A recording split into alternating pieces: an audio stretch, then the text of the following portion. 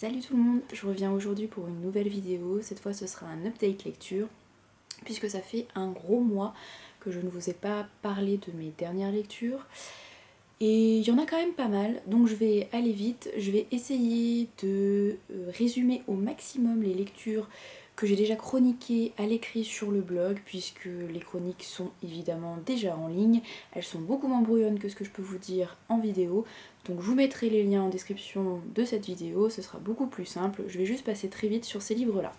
Et je commence tout de suite par La mort peut danser de Jean-Marc Ligny aux éditions Folio SF. Je vous quittais avec ce livre-là la dernière fois, j'avais juste commencé, j'avais lu une vingtaine de pages me semble-t-il. Donc évidemment depuis la dernière fois je l'ai terminé. Et j'ai beaucoup aimé. Alors par contre je me rends compte, ça fait un gros mois maintenant, sur le coup j'ai beaucoup aimé ma lecture, ça m'a beaucoup plu, j'ai été emportée en Irlande, que ce soit au XIIe siècle ou au XXe siècle, pas de souci, il y a le côté très mystique, musical, puisqu'il faut savoir que cette histoire, La mort peut danser, est largement inspirée du groupe Dead Can Dance, qui signifie La mort peut danser, évidemment. Voilà, j'ai beaucoup aimé sur le coup, j'ai vraiment été transportée, mais un mois plus tard, finalement, je me souviens pas de grand chose. Donc, très belle lecture sur le moment, belle émotion, côté mystique, en Irlande, au XIIe siècle notamment, m'a beaucoup plu, mais pour le coup, c'est pas une lecture qui me paraît complètement indispensable, ou en tout cas pas une lecture très marquante. À voir pour les fans de Dead Can Dance, je pense que ça peut être un bon moment à passer si vous aimez le groupe. Ça peut être une façon de continuer un petit peu l'aventure avec eux. C'est largement inspiré, c'est pas biographique, mais c'est largement inspiré. À voir aussi pour ceux qui aiment l'Irlande et le côté ancienne tradition, pardon, druide, etc., prophétie, tout ça. Et évidemment pour ceux qui aiment les histoires de possession. Donc voilà, une belle découverte sur le coup, mais pas inoubliable. J'ai ensuite continué avec le premier tome de Cœur de Highlander qui s'appelle Lyra MacArthur, écrit par Demi McGowan aux éditions Rebelle. Donc là, j'ai laissé l'Irlande pour aller en Écosse au XVIIe siècle. Ou en tout cas, c'est ce que nous vend la quatrième de couverture. J'ai fait une chronique très détaillée sur le blog, je vous invite à aller la lire. Ici, je dirais juste que je n'ai pas trop aimé, que je ne lirai pas la suite. Et que d'ailleurs, ce premier tome fera partie des lots que je mettrai en jeu pour la deuxième partie du concours à l'occasion des 9 ans du blog. Et je vous encourage à aller participer à la première partie si vous ne l'avez pas encore fait, puisque vous avez jusqu'à demain, c'est-à-dire vendredi 19 juin à 23h59 pour participer. Dépêchez-vous si ce n'est pas encore fait, c'est facile, il y a juste un formulaire à remplir. Je vous mettrai également le lien en bas de la vidéo.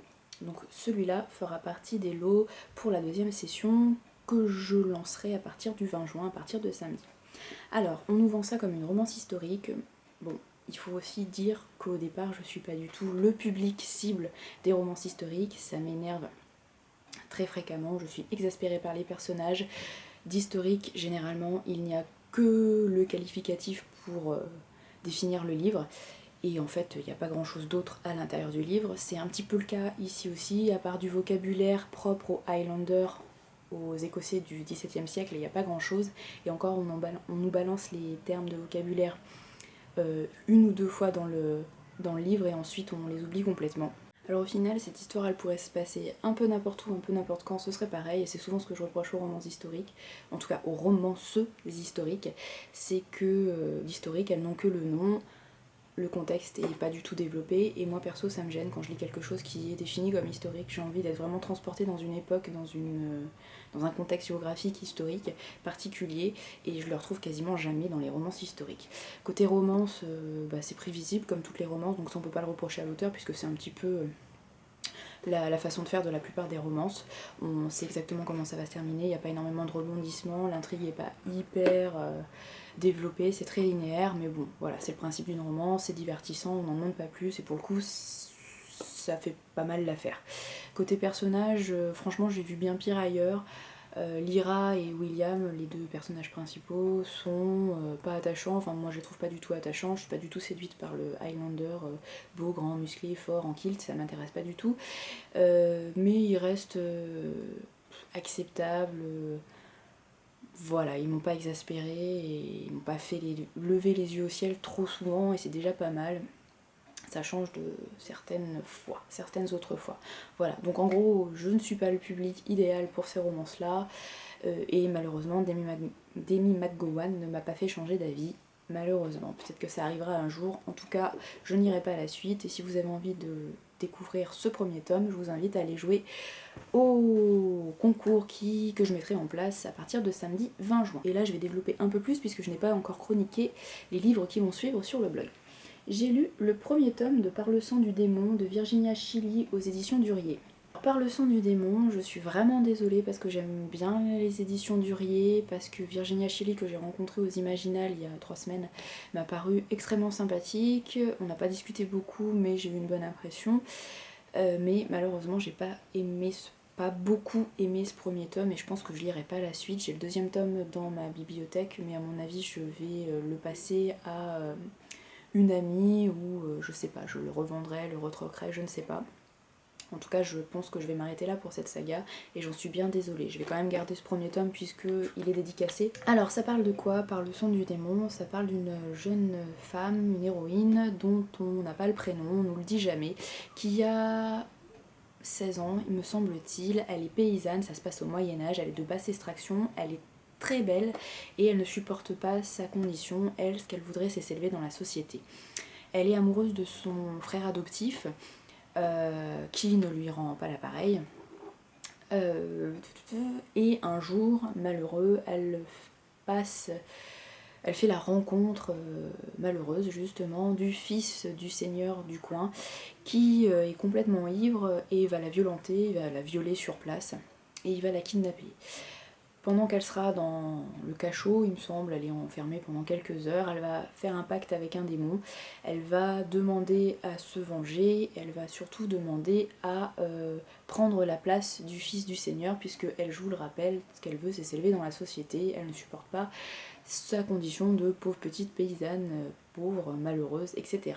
Et là commence premier point qui m'a un petit peu chagrinée et qui revient assez souvent, c'est un point que j'ai relevé plusieurs fois dans ce premier tome, c'est le fait que les personnages réagissent de façon pas très crédible, notamment notre héroïne, puisque son bourreau, son violeur, donc le fils du seigneur, vient la trouver, il s'excuse, il dit qu'il était ivre, que voilà, il regrette énormément ce qu'il a fait, et elle lui pardonne, et pire que tout, elle tombe amoureuse de lui. Alors c'est un syndrome de Stockholm complètement accéléré, je peux comprendre le syndrome de Stockholm sur une période assez longue, mais par contre là, quelle est cette réaction-là en quelques jours, à peine quelques heures, ça me paraît tellement gros, tellement waouh, tellement soudain, j'ai pas compris, j'ai pas adhéré. Donc voilà, déjà première chose qui m'a un petit peu chagrinée.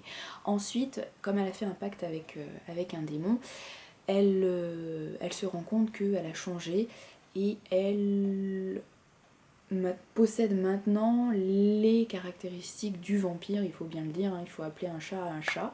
Elle a une envie furieuse de boire du sang.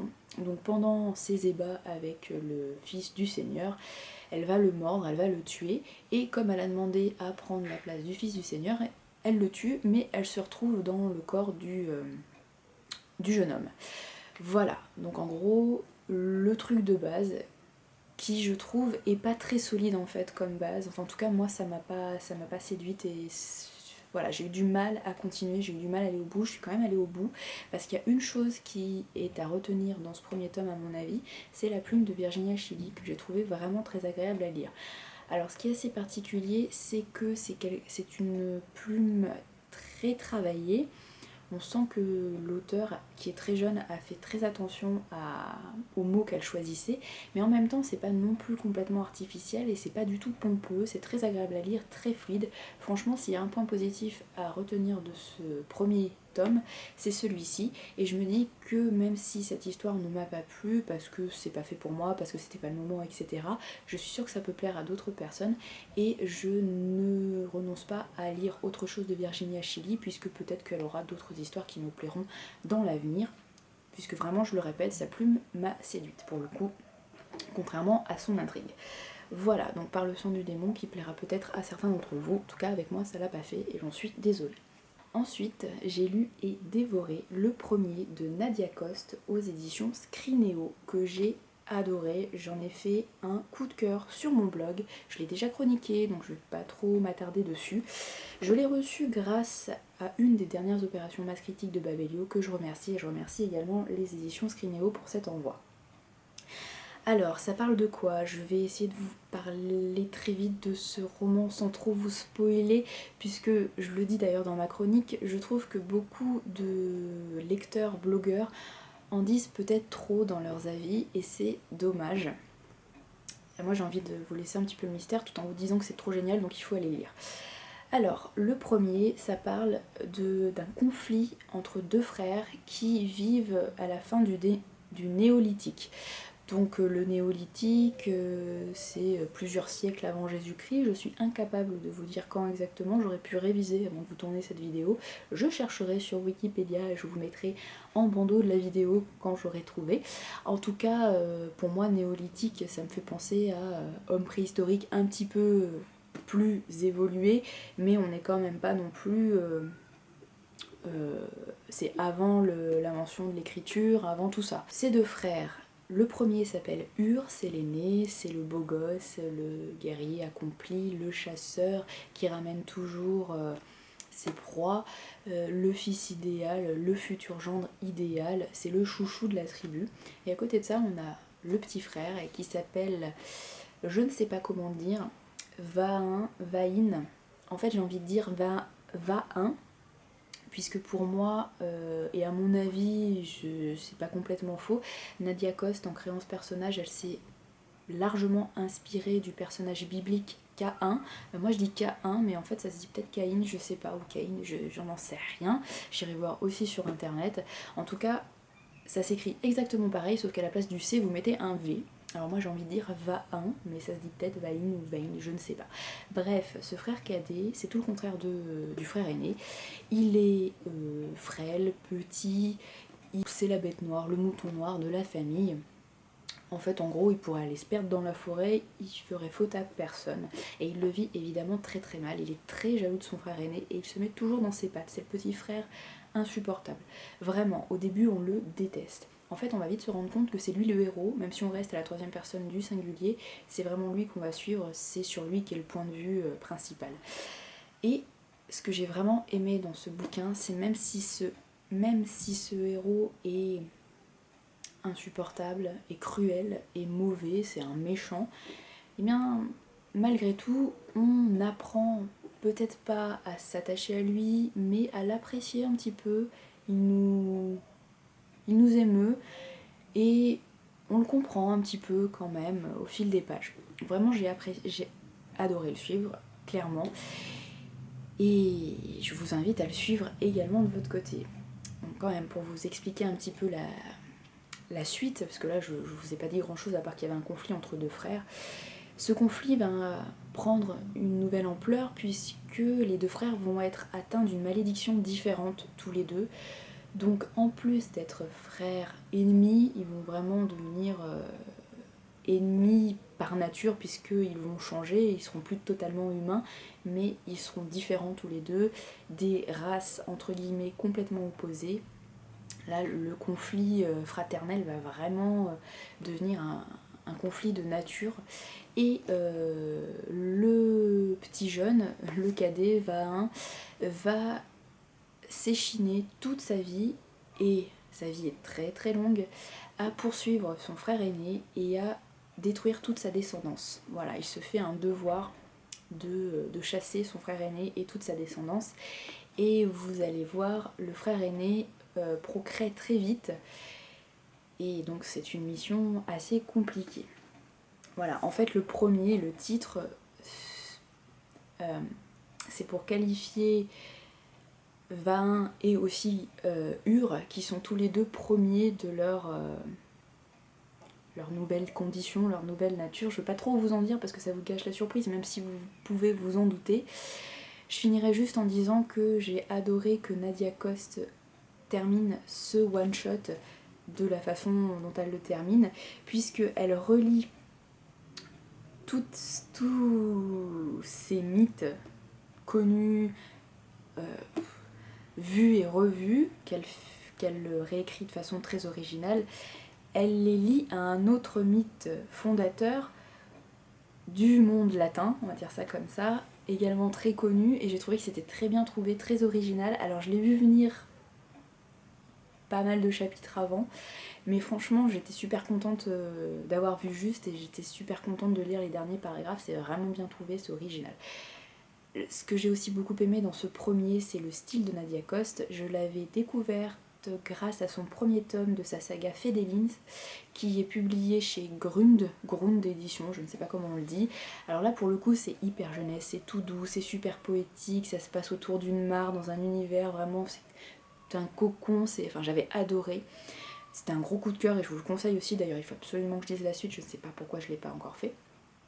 Et en fait ce que j'ai aimé dans le premier, c'est qu'on retrouve la plume très imagée, très immersive de Nadia Coste. C'est super bien écrit, ça reste simple mais c'est percutant et vraiment super.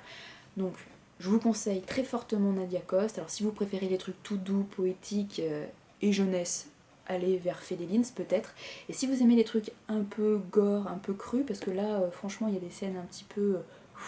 Enfin, le héros n'hésite pas à tuer des enfants, des femmes, il y a une scène de viol très explicite, enfin bon bref, c'est assez dur, c'est pas pour les plus jeunes. Si vous préférez ce thème-là, allez plutôt vers le premier. En tout cas, Nadia Coste, c'est une auteure à découvrir, à lire et à relire. Franchement, je vous conseille très très très fortement. Alors ensuite, j'ai complètement changé de style puisque j'ai lu De Darcy à Wentworth de Sybil G. Brinton aux éditions Milady Romance. Je suis en train de voir en fait, j'ai ramené du chèvrefeuille de chez mes parents et je le fais sécher. Ah, ils sont plus grand chose malheureusement. Donc je l'ai mis dans un livre pour le ramener dans ma valise. Alors, vous en foutez complètement. De Darcy à Wentworth, qu'est-ce que c'est? C'est un roman para-austénien, vous vous en doutez, qui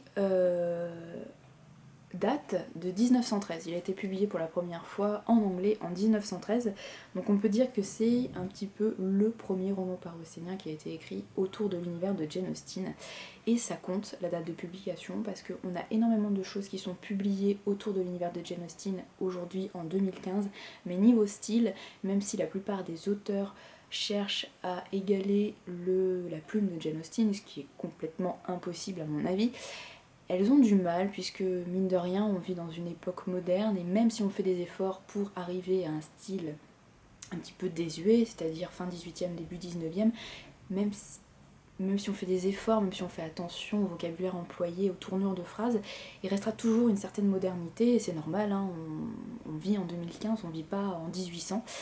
Et là, le fait que ce soit écrit en 1913, il y a quand même un petit côté désuet, pas exactement le même que celui de Jane Austen, mais il y a un petit côté, un petit quelque chose qu'on retrouve pas dans les romans para-austéniens contemporains. Après je vous dis ça, je n'ai lu que la traduction, donc je sais pas du tout ce que ça vaut en anglais, en tout cas je trouve que en français c'est déjà pas mal, même plutôt très bien. Alors en gros, l'idée de base c'est que l'auteur a pris plein de héros austéniens et elle les a tous mélangés dans la même histoire. Alors ils y sont pas tous, il y a une liste au début de ceux qu'on va retrouver par texte. Donc là vous avez la liste des héros qui sortent de Orgueil et Préjugés, vous avez des héros de Mansfield Park, de Raison et Sentiment, Northanger Abbey, Persuasion et Emma, en fait un peu tous. Mais Emma, vous voyez, vous avez que les deux principaux, il n'y a que Emma et Monsieur Knightley. Voilà. Un truc que je peux dire déjà, avant de commencer à détailler un petit peu mes impressions, c'est qu'à mon avis, on apprécie vraiment ce livre que si on a déjà lu les romans de Jane Austen et si on connaît déjà les personnages, leurs caractères, etc. Puisque là, ils sont tellement nombreux que si on ne les connaît pas d'avance, on peut être complètement perdu. Et à mon avis, il manque un petit quelque chose en lisant ce bouquin. On n'a pas toutes les clés en main pour bien l'apprécier, à mon avis. Après, peut-être qu'une personne qui n'a jamais lu les romans de Jane Austen et a lu ce livre-là pourra démentir, pourra dire qu'elle a adoré, qu'elle a tout compris, qu'elle a vraiment été à fond dans l'histoire. Mais à mon avis, on apprécie vraiment que si on connaît déjà l'univers de Jane Austen, les personnages, leur raison d'être, leur histoire tout simplement. Donc en fait ça se passe vraiment après ce qui s'est passé dans tous les romans de Jane Austen. Donc Elizabeth est maintenant Madame Darcy, elle a épousé Fitzwilliam, Emma a épousé Monsieur Knightley, Anne a épousé le Capitaine Wentworth. Voilà, c'est vraiment après les romans de Jane Austen et c'est pour ça que je vous dis que ça vaut peut-être mieux avoir lu ces romans-là avant de se plonger dans celui-ci. Et d'ailleurs, je le dis en connaissance de cause, puisqu'il y en a un que je n'ai pas encore lu, c'est Mansfield Park. Et il y a quand même pas mal de personnages de Mansfield Park qui apparaissent dans ce roman-là, et j'étais un petit peu perdue, vraiment. Et d'ailleurs, ils font un petit peu partie des principaux quand même personnages qui interviennent dans l'intrigue. Donc, j'ai senti qu'il m'avait manqué quelque chose pour tout comprendre. Et c'est pour ça que je vous dis vraiment, à mon avis, il vaut mieux avoir lu tous les romans austéniens avant de tenter celui-ci, qui est très bien, qui m'a beaucoup plu. En gros, il va y avoir plusieurs mini-intrigues, comme chez Jane Austen. Ça part de Georgiana, la petite sœur de Darcy, et de ses fiançailles avec le colonel Fitzwilliam, qui est leur cousin. Ils vont bien ensemble, ils se connaissent depuis très longtemps, donc les fiançailles sont dans l'ordre des choses, mais au final ils se rendent compte qu'ils sont pas faits l'un pour l'autre, donc les fiançailles sont brisées et tout part de là. Donc Georgiana et le colonel Fitzwilliam vont partir à Bath, où ils vont rencontrer évidemment beaucoup d'autres personnages, dont les autres héros de Jane Austen. Ils vont faire des connaissances, ils vont lier des amitiés, voire plus si affinité. En gros, c'est le couple de base. Après, il y a d'autres couples, d'autres personnages qui apparaissent. Je peux pas trop vous en dire, sinon je vais vous spoiler. Mais en gros, on suit aussi les aventures, l'histoire d'amour de Kitty, une des petites sœurs d'Elizabeth Bennet. Donc Kitty c'est l'avant-dernière, c'est celle qui est juste au-dessus de Lydia, qui était la meilleure amie de Lydia, qui s'est enfuie dans Orgueil et Préjugés avec... Bah mince, comment il s'appelle? Wickham. Avec Wickham, dont je regardais par là parce que j'aimais DVD, mais ça m'est venu d'un coup. Qui s'est enfuie avec Wickham, et Kitty était la meilleure amie de Lydia, donc elle avait très mal commencé, elle était très dévergondée également, mais à force d'être... auprès de Jane et Bingley, auprès de ses sœurs bien élevées, elle s'est grandement améliorée et là on la retrouve très apaisée, on va dire. Voilà, c'est devenu une jeune fille bien comme il faut et on va suivre ses aventures avec plaisir. Voilà pour les personnages. Et il y a aussi une certaine Miss Crawford qui apparaît dans Mansfield Park, mais comme j'ai pas lu Mansfield Park, voilà, j'ai senti qu'il me manquait une petite clé de compréhension, mais bon c'est pas grave. Bref, donc comme avec Jane Austen, il va y avoir quelques quiproquos, les personnages vont se rencontrer dans des bals, autour de réception, il va y avoir des rapprochements, mais en fait certains personnages qui sont de vrais commères vont entraîner justement des séparations. Bref, je raconte pas tout, mais on est vraiment dans la société austénienne de la fin du 18e, début 19e siècle, avec les bals, les conventions, la bienséance, tout ça. Très anglais, les robes empire. Voilà, on est en plein dedans. J'ai bien aimé. Il y a peut-être quelques longueurs. Peut-être certains passages, voilà, j'ai moins vibré qu'avec Jane Austen. Ça m'a paru moins, comment dire, moins savoureux. La première fois que j'ai lu Orgueil et Préjugés, par exemple, je me doutais pas vraiment de la fin. La première fois que j'ai lu Emma, pareil, je me doutais pas de la fin. Maintenant je me dis c'était gros comme une maison, mais vraiment j'ai lu ça. Il y a certains retournements de situation, bon c'est pas non plus des romans d'action, mais il y a certaines choses qui font qu'on doute quand même de l'avenir des personnages et de la fin heureuse, malheureusement. Là, pour le coup, dès le départ, on sait que machin va finir avec machin. Ça manque un peu de rebondissement, de surprise. Voilà, peut-être que j'ai tout simplement grandi et peut-être que maintenant je vois les ficelles un peu plus facilement. Peut-être que si je découvrais Austin à 28 ans et pas à 22, je verrais un peu plus facilement les ficelles, je ne sais pas. Voilà, peut-être que ça vient de moi parce que j'ai grandi, peut-être que ça vient de l'auteur qui a un peu moins réussi à cacher les ficelles que le faisait Jane Austen dans ses romans.